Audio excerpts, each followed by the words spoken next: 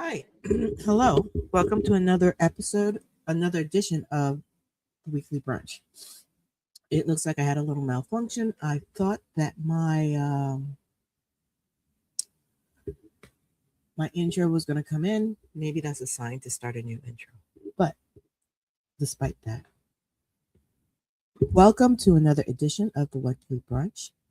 And this week we are going to talk about hobbies and the benefits of. Now, before I continue, anything I share here within the weekly brunch is my opinion. It's some research I've done, and it's also meant to help you with self development. So, this is more of a fun one because I think we've hit a couple of serious topics lately. So, the first thing I want to talk about is why choose a hobby? There are so many benefits to having a hobby. Uh, and I'm just going to run down the line. One, actually having a hobby helps improve your mental health.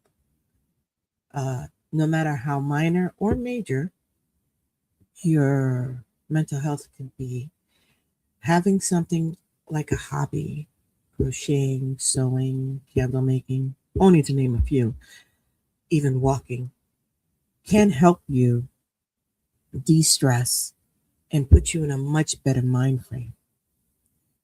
Now, it also can reduce stress, which, if you're working a 9 to 5, you're working the city life, even if you're working hard labor, um, having that outlet of something for you to do, is always beneficial.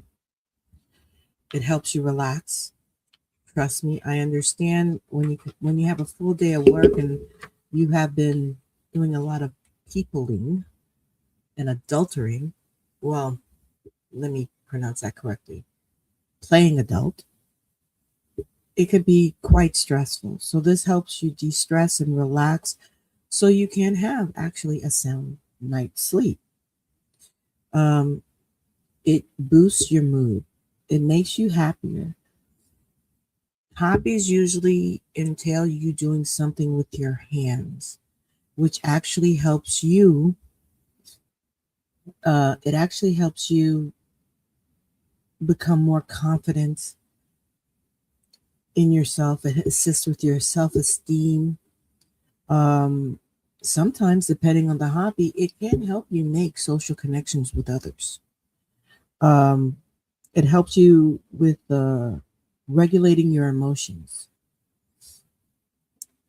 And I believe it does that by having you practice mindfulness, being in the present, because you have to be present to conduct most of these things I'm going to list later on. Sometimes, depending on the hobby, it also has positive health benefits. Now, I usually I suggest people, if you're going to pick hobbies, pick a stationary and a moving hobby. What do I mean? A lot of hobbies most people think about really basically have you sitting down. If I say hobby, most people think grandma, sitting down, crocheting, knitting. There's more to that than just when you have a hobby. But I usually suggest you have a stationary and a moving hobby. A moving hobby would be something like hiking or even cooking. You're standing on your feet. You're anything that makes you mobile, that you're not sitting on the couch. You have to be mobile to do. Now, I'm going to list some of the stationary hobbies that you could choose from, and if you know of any other hobbies, feel free to list it down there that falls into these categories. For the stationary hobby, I there's drawing. Unleash your inner child. There's painting. There's adult coloring books, which is something I just discovered. I didn't know they had adult coloring books. Um, Knitting, digital art, which is a hobby that could turn into an actual business depending on how you go forward with it. You have crochet, reading, the best. You're relaxing, you're de stressing, and you're learning at the same time. Talk about a trifecta. Uh, chess. Chess is a stationary hobby only because you have to sit and play it.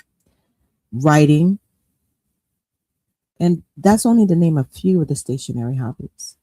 Then you have the moving hobbies. I consider baking. Anything you do in the kitchen, you can't sit still and do it. Photography is a moving hobby. Uh, Candle making, walking and or hiking, yoga, and these are just to name a few.